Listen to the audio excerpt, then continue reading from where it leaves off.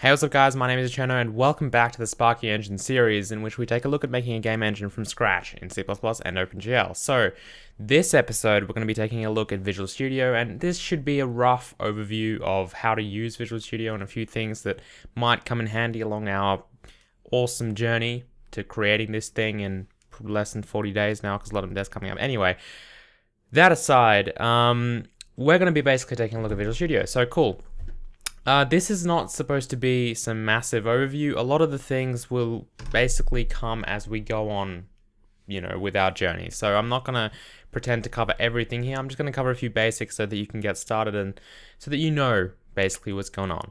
So first of all, so this is where we left off, where we left off last time. So we had this dummy little program of ours, and I'm going to kind of use this to aid us, to aid myself in explaining things. But this is Visual Studio, okay? If you download the theme in the description, you can, I think, see episode 2 for information on how to actually install that theme. But you'll get the same layout as what I've got, okay? And this is generally the layout I use. I also use a program called Visual Assist. Okay, and Visual Assist is a great little plugin for Visual Studio. I'm not using it right now because it's not free, so I don't really want to use anything that isn't free kind of to make this. So I'm not using it. I do usually use it though, but no Visual Assist here. Okay, so anyway, you should get roughly the same panel, okay? Or roughly the same layout. So let's start with exploring everything. If I just close this solution, so if you go File and Close Solution, we can kind of start off with this, and what you'll see is on the View Start page. This is what you'll kind of see if you open this up for the first time, or not for the first time, but when you're not running it, when you open it.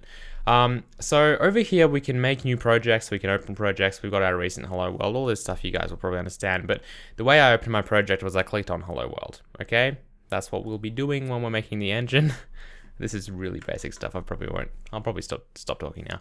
But that's the idea, okay? Once we're in this view, we've got a few different panels here that are pretty interesting. First, there's a Solution Explorer, not to be confused with Team Explorer, which we don't even need, so I might just close that. Solution Explorer is essentially your directory kind of explorer, right? It's supposed to show you every single file that is included in your project. Now, the disaster comes here. Some files that are actually in your source directory on your hard drive will not appear here unless they're actually included in the project. And this is where a lot of people get lost. In Eclipse or something, if you add a file to the directory, you hit F5 or whatever to refresh your Navigator or Package Explorer or whatever you're using, you'll actually see the file here. Visual Studio doesn't work that way, right? It has only the files that are included in your project. If you want to view all files, there's this button up here called Show All Files.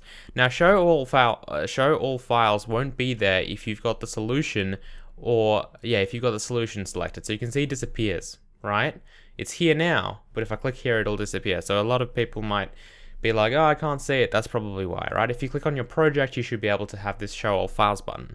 If you click Show All Files, your view will probably change a bit and it will show you every single file. So for example, if I want to open my project on, where is it? Open folder in File Explorer, right?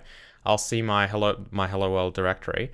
And if I add a new file, for example, let's just say I copy main and I call this new.cpp, right? Over here in my normal thing, it will never appear. Right? It won't be here. If I want to include it in my project, I have to click on Show All Files, and you can see there it is. It's got like a little red thing next to it. If you right click on that and hit Include in Project, it will actually be included in your project. It'll be compiled since it's a CPP file and all that good stuff, alright? Similarly, you can exclude things from projects, okay? That's basic file management. It's pretty important, okay? Any folders you create here as well will be created on disk. And if you want to actually view the hierarchy, because if you see here, we just have source files. If I add a new folder or whatever, it's not really going to reflect here. Whereas over here, if I have a folder, you can see debug release, all of those folders are exactly the same as what they are on my hard drive. So I usually use the show all files mode when I'm just developing stuff, all right? And then I'll have a folder called source, for example, for all of my source files, and that's how I'll have this set up. So that's really important, okay? Show all files is probably the most important button on here. Obviously, there's refresh as well if you want to refresh everything and see any new files that you've added on disk. Anyway, that's the basic idea, right? So we can delete this new thing, and it should be deleted from disk as well. All right, cool. Anyway, that's the basic idea. Let's move on here. So class view. This is kind of like the outline that Eclipse has. Visual Assist's like class view thing is quite a bit better, but you can see that, for example, under in the Hello World project, we've got entity, we've got player, and the point is it kind of shows us. It doesn't really show us the files classes. Whoa.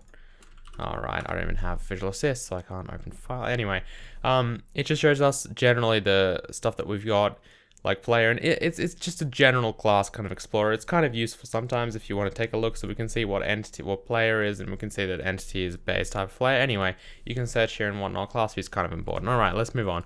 Error list, very important, right? If I make an error, such as, let me quickly just make this a touch bigger. Okay.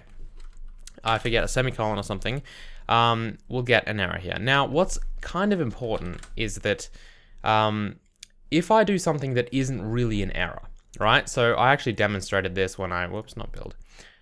So adding new files, by the way, you can right click on a project, hit add new item. It doesn't have to be on a project, it can be on any folder, right? And you just add a new item. All right, cool. If I have a header file that is called, do we already have a, yeah, we've got, I'll just call this example, right? And I do something stupid like have a bracket here, and then over here as I demonstrated this example last time, and I include a header, and I include a thing. You can see that basically you get an error, right? This isn't actually an error. If I run this, lol, wrong file. If I run this, you can see we don't actually get an error, right? But we have an error, okay? That's Intellisense. Intellisense is usually not to be trusted, okay? It is useful sometimes for diagnosing things like this, but you can see these errors are basically just Visual Studio's kind of opinion on what's wrong, okay? It's not actually a build failing. So if you want to see only errors that are actually real errors, right click here and just don't show Intellisense errors. And you can see that now we don't have any errors. If we build, we don't get any errors. And of course, if we had an actual error like that, and we tried to build this, it would actually give us a real error, okay? So Intellisense, you'll usually see that disabled, especially when this project gets a bit bigger and we start doing fancy things. Intellisense just isn't going to be able to keep up, all right? So that's one thing I wanted to mention here. Okay, breakpoints, we're about it. We will talk about debugging and whatnot in this video, so I'll get onto that eventually. Okay, find symbol results. This is useful because, well, it'll appear automatically, but if I do something like Shift F12, for example, on something, what it will do is it will search for definitions, okay? So in this case, you can see it's searched a lot more than just this file, all right?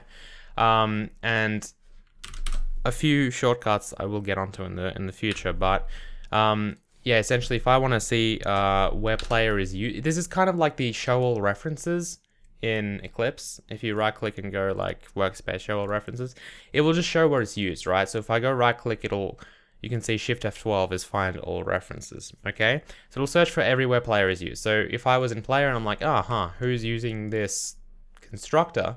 Theoretically, it won't just look for the constructor, unfortunately, but it will find, you know, the usages of this. For example, in main, you can see here, okay, we're making a new object here, okay? So that's important, and this is what the find symbol results will kind of contain, all right? Find results is a bit different. So if I was actually searching for a string of text, if I just hit Control Shift F, you'll see this find and replace dialog, all right? You don't have to replace, that's different. But when you're searching for things, you can actually search in them in various, like, I guess, search domains, right? So current document means just this file. All open documents means all open documents.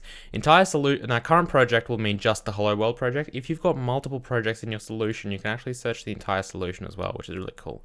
So again, if I wanted to see where player was defined, I could search for player, hit find all, and you can see they all appear here. If you just want to see where they actually are, if you just click on it once, it will show you where it is. All right, which is pretty cool. So you can see in this case, it's in the include player. All right, cool. Before we go any further, I'm just going to turn on line numbers here because it's a bit annoying not seeing line numbers.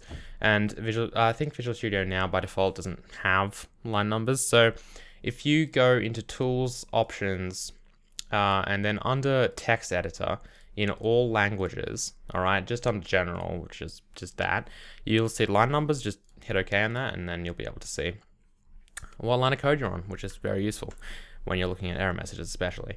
All right, cool. So yeah, you can see that if I go through this list, anyway, you guys kind of get the drift. That's just a quick interface kind of tutorial thing. All right, the output is pretty self-explanatory. Most errors in the output, in fact, pretty much all errors in the output will appear here, same with warnings. So you don't really need to read this too much. There are ways, of course, to actually log into the output when it's actually running. Okay, well, when your application's running, or when you're debugging it. So that's very useful as well in case you don't have a console. We'll probably have an actual console though, so it probably isn't too important. But that's the output window. Okay, cool. So a few keyboard shortcuts. I don't know, I probably don't know all of them. In fact, Visual Assist does a lot of stuff that I probably don't know about. But the basic ones I use are probably stuff like Control-C and Control-V, lol. A lot of people actually don't know how to use a keyboard when they're programming, which is interesting because I teach people privately a lot. And by the way, in case you guys are interested in that, there'll be a link in the description to, of course, private tutoring. But I teach a lot of people, and a lot of them are always amazed at how fast I type and how I, navigate. Let's just say navigate the seas of code. Well, really, it's just all about knowing how to use your keyboard. So, for example, when you're navigating text, instead of just using arrow keys, which pretty much everyone knows how to do, you can actually combine these with shortcuts and with buttons, other buttons on your keyboard. So for example, if I hold down Control, and it's amazing how many people don't know this. As well, I know tons of you are gonna absolutely know this, so just sit tight, maybe fast forward a bit. This is for those who don't, okay? If you hold down Control while using the arrow keys, all right, specifically the left and right arrow keys, you'll actually skip entire words. This is something that, again, a lot of people don't know for some reason. If I hold down Control and use the up and down arrow keys, it'll simply scroll, but left and right, it'll actually go through words. So if I'm trying to replace int with a long, for example, you won't see me go, right? I'll do something like Control and Shift, then the right arrow key to select the word, then long, okay? Quick tutorial for you guys. Right, so I can select a lot of text like that really quickly, all right? Then there's a few other buttons on your keyboard that you should get familiar with, such as Home and End. They're really the big ones. If I hit Home, it's gonna take me to the beginning of a line. If I hit Home again, it'll take me to the actual beginning of a line. End will take me to the end of a line of code. Why is this useful? If I'm trying to select an entire line, such as result, and copy it, I can hit up once, for example, Home twice, then Shift, and then down, all right? That will select the line, Control-C will copy it, and I can paste it as many times as I want, and you can see the actual line is selected, so it includes the end line character, okay? So that's really important, okay? So again, get acquainted with that stuff if you want to be a bit faster, and you really should anyway, because it will save you time. Cool, the other stuff is pretty much the same for most text editors. If I hold down Alt if I hold down Alt and then I'm on a particular line of code, and I use the up and down arrow keys, it'll just move that line up and down, okay? It's annoying to undo that stuff though, all right? So you might not want to go too crazy with that, especially if you've got valuable stuff in your undo stack. But that's the idea, okay? Alt and whatnot is very useful if you want to just move code. And you can do it with a selection of code as well, not just one line. Cool. Yeah, I think that's pretty much it. you know, obviously you can, if I want to select a line this way or whatever, shift and end, for example, will select that. Just kind of get used to that stuff. Insert as well will overwrite characters. So if I want to change 0 to the 1, I can just do that or that or that. Anyway, that's the insert thing. A lot of people probably know that. Just looking at my keyboard, anything else particularly useful? Probably not. Okay, so that's pretty much it. If I do something in this video that's weird, I'll probably just cover that. But that's basic text editing skills, which a lot of people don't know and should. So there you go. Enjoy. Okay, so what else do we have on the agenda here? Okay, we've got a few. I was gonna show you guys how to do a few things. Let's see. Okay, cool. So I think what we'll do now, okay, one thing that's kind of annoying as well is that if you're looking at a file such as main.cpp, I'm like, I want to see this on my hard drive. If you right click on this, unfortunately for some weird reason, there is no like find on disk or open in Explorer button, right? It's just not here. If you double click on it to open it, and it appears as a tab here, you can actually, well, you can hover your mouse over it and it'll tell you where it is. But if you right click on the actual tab, you can actually open the containing folder here, okay? Odd that it's not in here, but it's available here, so it's not too bad, okay? Just get used to that. One thing that's also really useful in the interface is this kind of scope thing. So this tells me that I'm in the Hello World project. This tells me what scope I'm in, so I'm in the global scope, right? And this tells me what like inner scope I'm in. So for example, this add function, right? So if I was in, let's just say player, right? You can see that if I'm in the player's kind of namespace scope thing, it'll tell me that I'm in player, and then that's the destructor for player. So this is kind of useful as well. If you're looking for something like Eclipse's outline and you don't want to use the class view, if you just click down on this, it'll show you all the methods that are in here. Okay, so you can see we've got getX, the destructor, and the constructor. And then it works with header files the same way. Right? Cool. So entity probably has a few more things. Not really. We're looking at pretty small grips of code, but there you go. So if you drop down here, you can see a quick overview of all of the functions that are actually in here. All right, awesome. So moving on. Yeah, if I want to go to a definition, if you literally right click on something, you'll see a bunch of shortcuts here. So F12, for example, if I want to see where player is defined, I hit F12 and look, it takes me right to the header file. So that's another really useful shortcut that you could have probably figured out if you looked at this. All right, cool. So moving on, let's talk about different projects and how we can get them to kind of interact. So for example, this print method that we have in header, right? Print entity, for example. That's probably a bad example. Let's just say we have namespace Cherno, and then inside the Cherno namespace, we have a void print, and this will just take in, let's just say, just a string, a normal C string, lol, a normal C string text, and all it will do is it will print it out. So, and I'll call it print line, for example, since it adds a new line character. Okay, that's all I've got. It's a very simple function, right? Right now, if I want to call it again, I include header. And then if I call it, I simply type in Cherno print line, and then we can say something like hello. Whoops. All right. If I run this, we get the hello and everything is nice. But let's just say this whole kind of setup, I don't actually want it here. I want it to be in a different project. This will become a bit more apparent when we write a lot of code and we don't want to keep compiling it, or we want to kind of modularize our entire projects, right?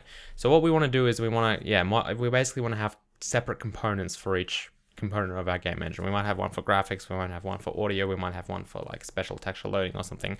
We don't want to have everything in one project, okay? So what we can do is we can actually kind of outsource this to another project, compile it into a library, and then simply link it and use it as a library, okay? Very cool. So what we can do is we can right click on solution. If you want to add a project and you go file new project, it'll probably create a new solution, okay? Unless you actually pick add to solution, and that's just complicated. So we can just right click on the solution here in the Solution Explorer.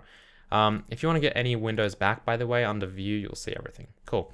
Right click, hit add, and then new project, you'll add it to the solution. So if I call this, it'll be an empty project.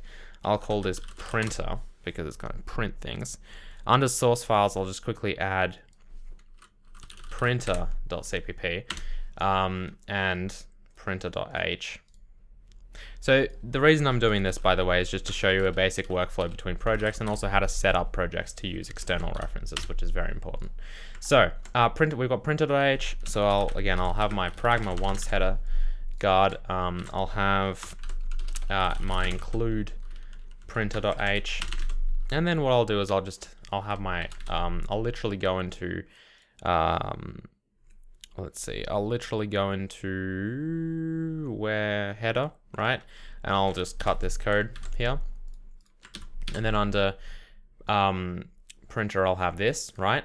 And then, so we've just got this, right? We probably have to include standard IO. No, IO stream. Sorry, I'm thinking CLand for some reason. So we've included that, and then I obviously want to have this function. So it's not inside a class, by the way. Here it's just inside a namespace. It's just a normal function. If I want to declare it here as a prototype. So I've got println, and I know that it takes in a string. So this is the definition. Of course, make sure it is inside the namespace. I'll talk a bit about conventions as well. You might notice that I put some things on the line, some brackets, some braces I put on the new line and whatever. We'll talk a bit about convention as well in a minute. But we've got this print line here. It's actually implemented here and it's inside these namespaces. Everything is nice. So let's go ahead and we know that it works. We've tested in another thing. This project, let's compile it into a library. So how can we do that? So under printer, if we hit properties, you'll see this printer property pages. For some reason, we're actually already in release mode. Let's go back to debug for a minute. If we go to the properties, let's drop in under just general, literally, and you'll see the configuration type under project defaults, right?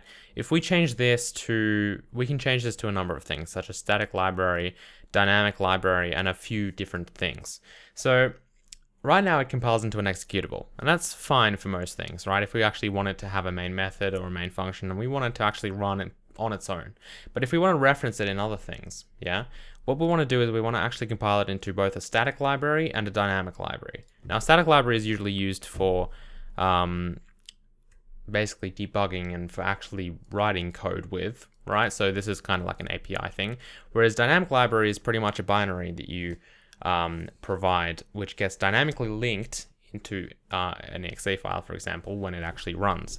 So a few differences, but in actual real world kind of scenarios, a static library is something you use while you're developing, and then when you want to actually run the application once it's built, you want to include a DLL file. So we basically need both of these. So if I just go to a static library here, let's go to open folder in Windows Explorer. One thing you'll see right now is I've never actually built it. So under printer, there's no debug, there's no anything, there aren't any folders. If I right click on this and hit build, we'll wait for it to succeed. We get a nice entry point must be defined, which is just beautiful. So let's go back into printer here, make sure that it's set as a startup project. I'll probably talk about that in a minute. And then we can build it again. So we're still getting linking errors, which is just so much fun. Lol. So after wasting like a good minute or so, I realized what the problem was. The problem is we're currently in debug mode, and if I go to properties, the properties we modified when we changed this to whatever was actually the release configuration. So make sure you're modifying the right configuration. So under the active configuration, we want to change that to be a static library, for example. Okay, hit OK, right click, hit build, and it should succeed. Okay, so again, that's very silly, and that's how I'm actually kind of glad that happened, because I got to tell you this. So make sure the configuration that you're actually modifying settings for actually matches your current configuration, otherwise it just won't work, or your settings basically won't affect anything. So make sure, so we've compiled a static library now, we've hit build.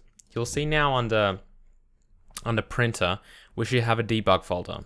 Okay, in this debug folder, you'll see a bunch of stuff, okay? You won't actually see what you're looking for, which is the .lib file. For some reason, it just did not decide to put it here. What it does, it actually puts it into your solution. So under debug, yeah, in the hello world project, so under the actual solution where we have both our hello world and printer things, we have debug, all right? And here you'll see the printer.lib file, all right? This is our static library, and under properties, by the way, you can change all this stuff. So you see this output directory, this intermediate directory. Yeah, you can change all these directories if you like. Okay, that's just where it does it by default. Let's change this to a dynamic library, hit OK, right click, hit build, and then you'll see that we have a printer.dll and printer.lib. Fantastic. So now we can use this printer in our other code. Let's figure out how we can do that.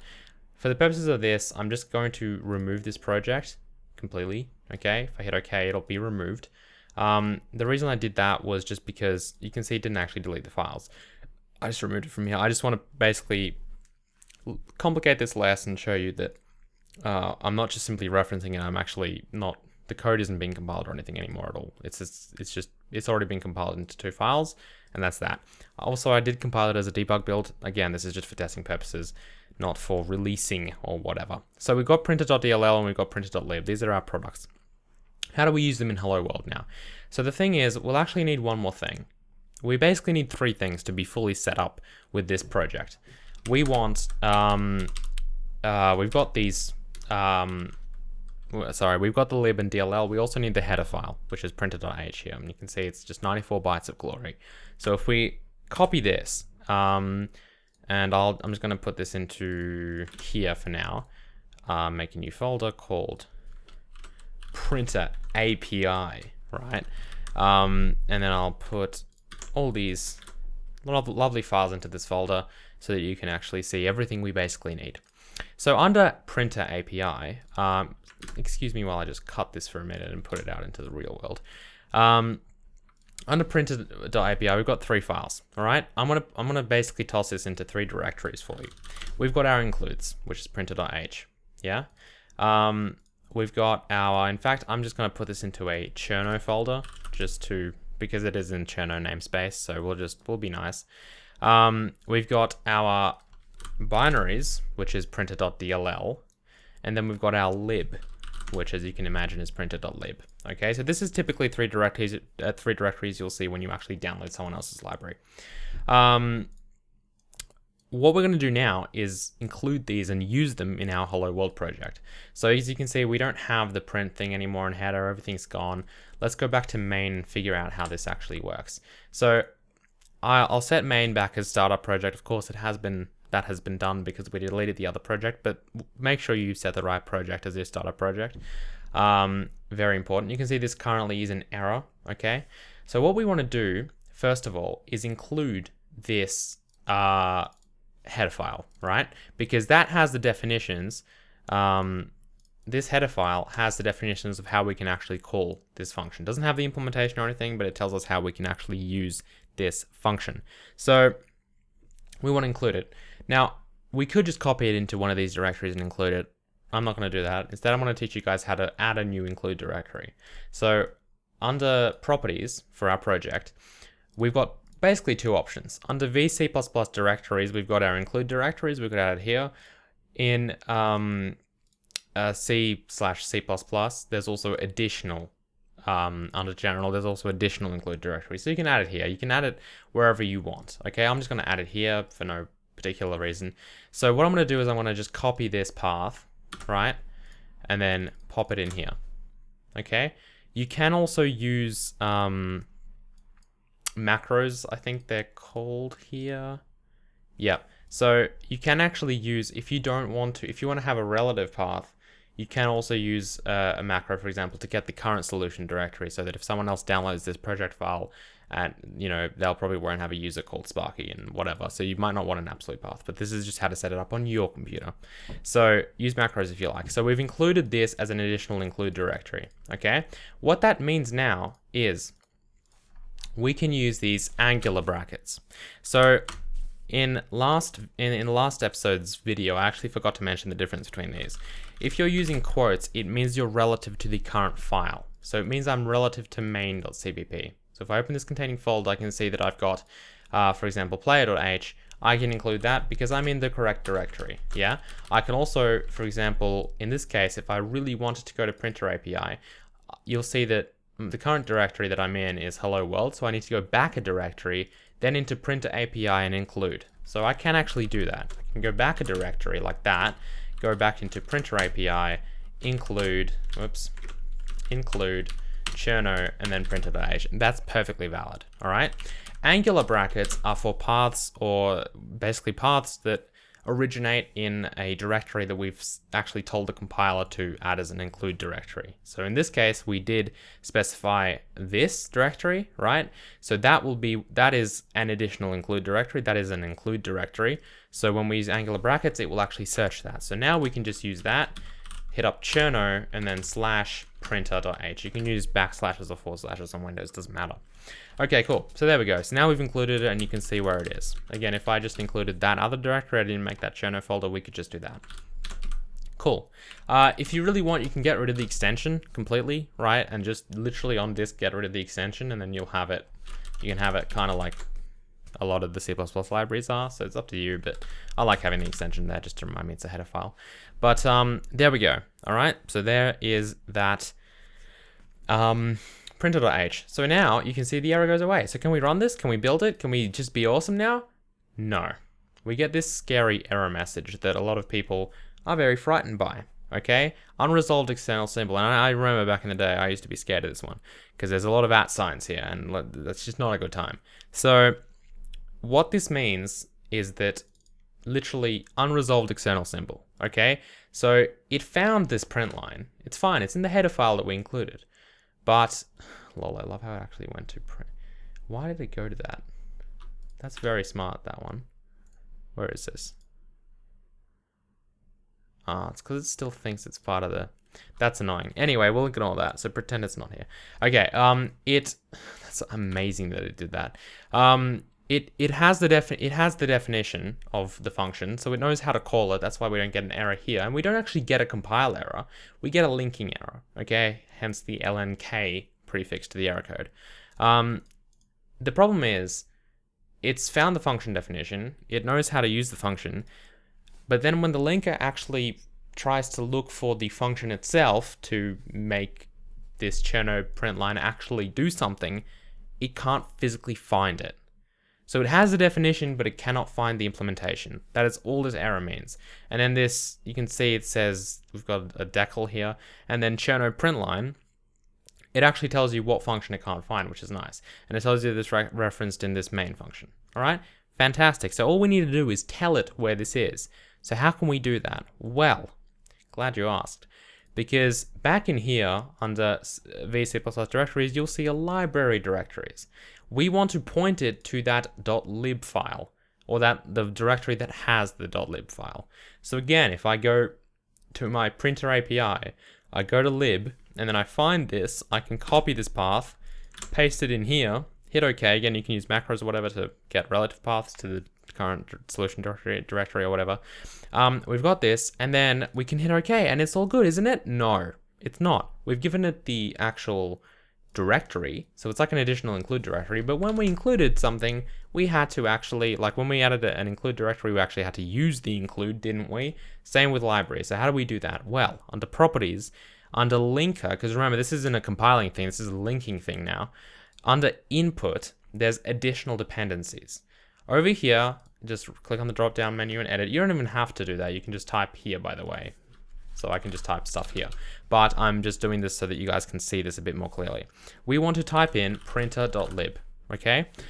Obviously, it will never find this unless you actually give it this directory, which is what we did in the previous step. So make sure you do that. All right, let's hit OK. Okay, cool. There we go. Printer.lib is now here. Hit OK. So if we run this now, if we build it, my goodness, it succeeded. Are we ready to rock and roll? Let's just hit it to run it, and we are. Okay, fantastic. So in this case, it didn't actually need a DLL. So luckily, right? But usually, if we go into, for example, I've got a feeling that's actually because of a few different things. But if we go into our Hello World application just into debug, and we launch Hello World, okay, great, it works, fantastic. So it's probably actually compiled the DLL into this exe because the DLL is freaking tiny.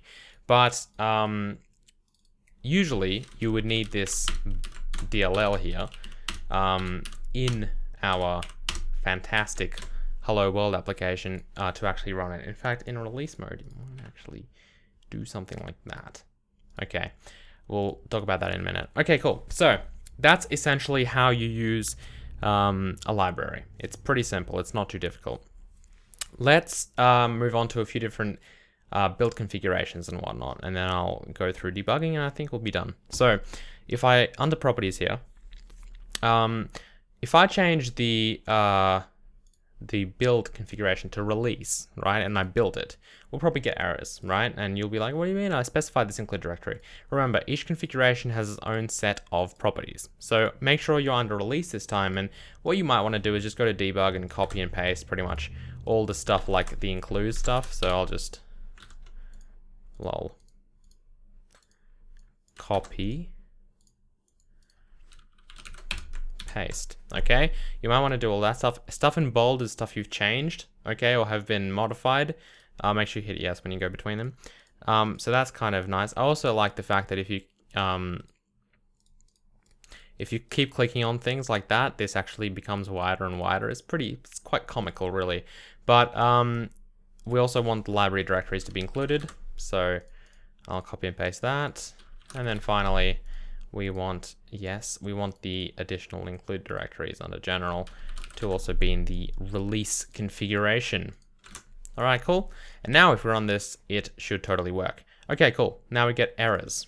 Okay, this is because of the difference in configuration. So for example, printer.lib, iterated debug value 2 doesn't match value. The reasons this basically happened is because we didn't really compile our printer in release mode, but don't worry, okay? Again, this is just a little test application. One thing I want to note is that when you're doing release, you might want to actually change the optimization, okay? So for example, stuff like maximize speed will be on instead of like basically disabled, which is what debug would probably have. Right, disabled. You also might want to, you probably want to change inline. There's a bunch of things you probably want to set up. For example, you want to obviously favor fast code and all these optimizations, which actually do make a massive difference. Okay, you can probably get your application running 10 times or more faster if you set these up properly. Okay, and there's a few other things like under code generation, you might want to change the floating model to be fast and the instruction set to be, for example, SSE. And there's a bunch of different things you can set up here that is really important. We'll be setting up a bunch of them throughout the engine series to make our game engine run faster on release builds. But the general downside to this is that it becomes harder to debug. All right, which is why we don't really want to do this on a debug build. That's why we have two different builds. So there's release, which in our case will probably be the one that will get distributed, but debug is the one that we'll work on, okay, because it'll be easier to debug things. Let me show you the difference between the two builds quickly. If I go back to, if we just hit OK on that, so it applies this, one thing it will do, by the way, is since, remember, since debug builds will have, since each different build configuration actually has its own separate set of properties, it also has two separate folders, okay? So you'll see Hello World has debug, okay? And then Hello World has, well, we had the DLL in there. I wonder if it'll, yeah, it still work without it. Lol, okay, whatever. I'm actually quite surprised. Anyway, you can see we got release here, okay? It didn't really succeed in building because of all these debug level mismatches. Can't talk.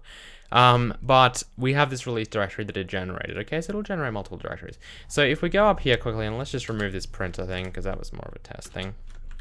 If I build this now, it should build successfully, and we should see that our Hello World release directory has this exe file, which is great. Let's quickly do something to just see the actual difference between builds. Under debug, if let's just say I have an integer called 2 and 3, and then I want to add them together using the add function, and when we go a, b, and then I'll log this c.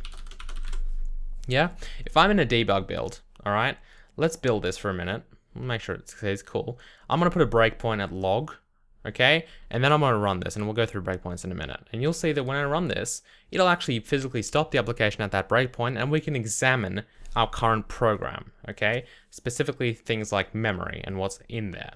So you can see, we'll go over this interface in a minute. So we're about to, start on the debugging side of this, which is the last section in this video. But you'll see that we've paused our application, cool. Nothing really looks that different. In fact, let's do it at C. So I'll stop this and I'll rerun it. Okay, good, C, right? Let's right click and just hit go to disassembly. So what you'll see here is basically the assembly equivalent of what our code has been compiled into, and we can see it running here. What you can see is that this mode is probably not too useful to the average user because a lot of stuff you can debug here, but this is actually quite useful when you just essentially don't know what the compiler is doing. Okay, it lets you verify that your compiler is actually compiling things correctly, and that it's not over optimizing stuff to the point where it breaks. Or there's a lot of uses for this, but basically it just lets you figure out what actual instructions are being sent to the CPU. So in this case, you can see we've got a bunch of so this is the line of code that's being executed. These are all the instructions that will be executed for that line of code. Okay, so it's good if you've under viewing options. There's stuff like show source code, which is very useful. Okay. And then there's also, show symbol names, which is kind of useful. Otherwise, you don't know what it's actually doing. So for example, over here, you can see it's actually calling the add function. Fantastic. And it's evaluating this stuff. So it's, for example, in this case, it's actually setting a specific memory address to the value 2. Okay. And if you've done any assemblies, a lot of this will look familiar. But the point is, we can see that there's an actual function call in here. Now, this is a very basic thing, and we definitely don't need a function call for this. So if we compile it in release mode, okay, and we hit F5, first of all, you can see the breakpoint didn't even stop at C, right? There is no C, yeah, which is straight away, it's a bit interesting. But if we go to the disassembly now, you'll see it looks very different. First of all, these lines of code are basically one thing, okay? Because what it's done is apart from just simply inlining all these functions, or this add function, you can see there's no call to the add function. The only call we have is to some other function, which is probably the actual printing function to print this to our console. But it's essentially combined these things, evaluated. The compiler has actually evaluated it itself and has basically set up C and already logged it, right? And you can see it's pushing 5, and 5 is what 2 plus 3 is, okay? So you can see that the compiler in this release build has actually gone so far as to simplify this statement and not compute it at runtime, okay? It actually figures it out while it's compiling, which is beautiful. And then it pushes this 5 and it calls the function and basically prints out the number 5 into our console, okay? So that is a good example to demonstrate the difference between configurations and what release mode will actually do. It will optimize your code. It's very useful. And as is this disassembly window, which actually showed us what it did. So we simplified this into 5. Whereas before, of course, in debug mode, we had this. It did everything separately and it called the actual add function. You can see call add, okay? And release mode did not. So keep that in mind. I can't actually zoom in this, by the way, for some reason, but keep that in mind. Very useful. Moving on. So let's go back to debug mode. That's also an example as to why debug is probably a bit more useful. You can see that stuff like int ABC would all take up memory. They take up 4 bytes each of memory to store these numbers, and release mode's like, no, we don't need to waste that memory. We'll just evaluate this and literally just do that. So, and then that removes this. All right, cool. Anyway, let's talk a bit about, but that's why debug mode is important for debugging, right? Because we don't want these variables to be removed if we're trying to diagnose what's going wrong with our program. So, very important stuff. Okay, cool. So let's take a quick look at debugging, because I basically want to be done. I basically want to have this thing done within an hour. So So we'll do that. But debugging. So breakpoints. We're going to basically focus this whole debugging thing about breakpoints. You'll see this massive like gray kind of, it's almost green-ish kind of space here between the line numbers and like this solution explorer, right? There's this space, right? And I guess the size of it depends how zoomed in you are, but it's this thing, right? If you click once anywhere, right, it will place this big red button thing. Now, to someone who has no idea what it is, this will destroy your life, because every time you run your program, it'll stop, it'll crash, and you'll be like, bro, what up? So don't freak out. It's called a breakpoint, and it's incredibly useful. Basically, when you place it at a particular line of code and you run your application will stop when it reaches that line of code, okay? So for example, if I place one in A and hit run, you can see our program never even stops, which means A never runs. So that's a kind of a useful feature. We can basically instantly see, does A get called anywhere in our code? Lol, no, it doesn't. So we've got this, good. So we can place it anywhere and it will stop, okay?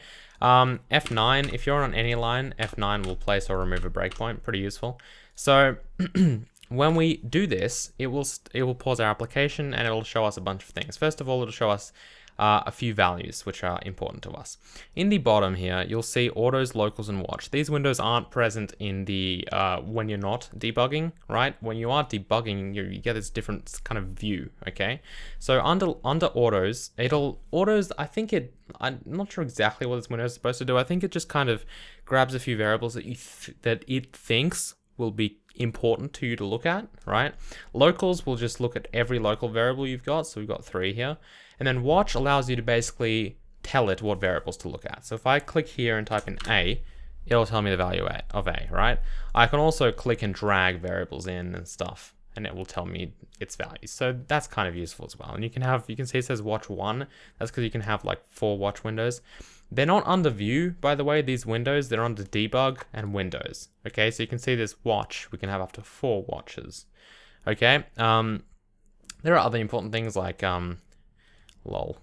Modules are kind of important when you've got a lot of projects and you're not sure, like for example, you might not have debug symbols being loaded from some things. Anyway, so under debug, we've got windows, we've got threads and whatnot, and a lot of these are pretty useful, but these are probably the most important ones, so we'll focus on them. Cool, so we've broken, we broke on this line of code, on line 41. We've got a yellow arrow there, and if we hover our mouse over it, it says this is the next statement that will be executed, right? This hasn't actually been executed yet. Technically, the last thing that's been executed is like this little curly bracket, right? This int A equals 2, that has not actually been executed, that line of code, right? So if we want to step forward in time, 1 line, so we want to advance our program 1 line, we can actually do some pretty cool stuff like that. So up the top here, you'll see a few different things along with shortcuts, right? So there's the 3 ones we're kind of interested in, and there's also continue, which is important, which is F8. Okay, it doesn't actually say it, but it is. In fact, it's F5. It's F8 in Eclipse, I think. I don't know why I thought of that, but F5. Okay, so there's step into, step over, and step out. They're all really useful. So step over will simply step to the next line of code. So if I hit F10 or click on step over, you can see that the yellow arrow advances, right? And we've actually moved. So we've executed this, and our autos tells us the A, it actually says that in like a red kind of font. It says that A is changed into 2. Okay, the reason it's red is because it's changed since last time. Let me quickly see if I can actually increase the tools option, increase the font of this, because that is kind of annoying. We'll just do it in, watch. So let's quickly just, not color. Let's quickly spice this up to like 18. Do I have to relaunch watch or the whole application? Hopefully not the whole application. Oh, are you serious? What did it say? Oh, man. Hang on, let's change it to 14. Watch windows. I did restart that. Lol. Debug window, whoops. Okay, debug Windows watch. Huh. Fantastic. Did I change the right option? I did. Great. Oh my goodness. All right, let's restart Visual Studio, I guess. All right. Sorry about that, guys. Hopefully this actually works. Okay, good. So yeah, so you can see A is currently that. That's just because it's undefined, right? It hasn't actually put anything into that memory. That's just the memory address of A, and A hasn't been allocated by us. If we hit F10, you can see it's red because it's changed into that new value of 2. B still hasn't, so if I hit that again, well, A is now white because it hasn't changed since last time, and B is 3. So I'm simply just stepping over, right? That's all I'm doing. This is fantastic because it shows you the control flow of your application. If you're still kind of learning programming and you're not sure how, for example, control flow works, so if statements, for loops, you know, breaks, and you know, everything, you know, continues, whatever, you're not really 100% sure about how your program actually executes code, you can step through it line by line. Okay, very, very useful stuff for education and for this stuff. Now here I have a function, right? If I hit step over, it will simply evaluate C, right? So I'll just type in C now, watch, so we can look at it. It's 5, and that's it. It'll just step over it, right? What if I want to actually see what the add function does? Well, I can, okay? If I hit F5, and then I go down here, instead of step over, I'm gonna click step into. What it will do is it'll actually step into that function, okay? And then if I hit F10, if this was a long function and I decide, you know what, I'm done with this function, I can step out of it, and then it'll step out of the function and go back to here, okay? Then you can see C gets set to 5. All right, cool. One more useful thing is if you're in a massive for loop or whatever, and you're like, man, it's gonna take me forever to get to here, you can place another breakpoint at where you wanna be, hit F5, and you can see it'll continue until, so F5 is continue. It'll continue until it reaches that line of code, which is kind of useful as well. All right, cool. So that being said, that's essentially how we can kind of breakpoint things and run through this. So it's very important stuff because we see how our program actually works. Okay, cool.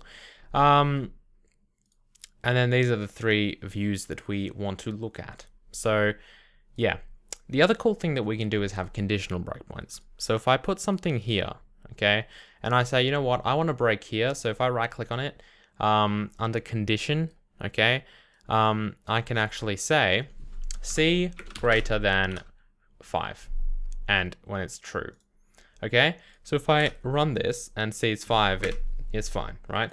If I change this to 6 or whatever, if I change it to, let's just say, so C will be 8 in this case, and I run it, you can see that, look at that, it breaks. So that's also very useful if you're in a massive loop and you're trying to only look at certain, I don't know, certain iterations of that loop, or, you know, for example, if I had a massive for loop here, so for in I equals 0, I is less than 500, I plus plus, right?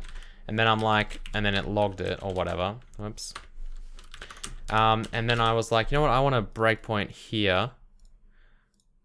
Let's stop this. I want a breakpoint here, but, oh man, like, if I just place I in this watch as well. I just keep hitting F5 or whatever, and it's demand, like, I want to see it at iteration 400, it'll take forever. I can right click on this, go condition, set I greater than like 450 or whatever, hit F5, and then you can see I is now 451, and it's logged this a lot of times. Okay, cool. So conditional breakpoints are pretty useful. You can also do other things, like you can tell it what to do when hit. So print message is kind of important, and I can tell it to continue execution. So if I do something like this, and then I can say, I want you to print, so I equals, and then if I use these curly brackets, I can, for example, say print I. Yep, so that'll actually print the variable, the value of the variable I. So if I hit, and you can see it's like some diamond thing, and I'll just put a normal one here. If I hit F5, you can see over here in my output, it actually prints the value of I. Okay, and this slows down the application tremendously, as you can see. It's like running extremely slow. But you might want to do something like that, okay? Because you want to see things. So that's the idea, okay? And then of course you can set conditions for that as well. So only when I is greater than 490, I want you to do that, okay? So if I run this again, you can see we get a few things and that's it, okay? Cool. So that's some basic debugger usage. Very important stuff. Again, it lets us step through our code line by line, which is so useful when you're trying to debug things. And you can verify things quite easily. So one more kind of useful example, or one more thing that you can do is, whoops, I forgot to place the breakpoints. By the way, you can place breakpoints while your application is running. So if it's got a massive loop and you're like, actually, I do want to place a breakpoint, you can do that, all right? So if we run this again, you can also hover your mouse over values and that'll tell you what they are. So you don't have to look at them in these 3 windows. You can just hover your mouse over them and it'll tell you what they are. Under debug windows, there's also memory. So under memory, so you can actually view certain addresses of memory if you want the actual hex of a value. So for example, how do I get the address of that variable? Lol. Okay, new plan. Int p equals memory address of a. Okay, so p is that. So let's p. Let's take this. Let's pump it into here. Hit enter. That's a terrible view. So let's go here. Hopefully that didn't advance. No. Okay, so here we are. So you can see what we've got here. Yeah. Oh man. Okay. 0, 0, 0, 0, 0, and then 5. Okay. So the 5 is the 5, right? It's actually in our memory and we can look at it here. Okay. Pretty cool stuff. And it takes up that many bits because it's 32-bit. Okay, cool.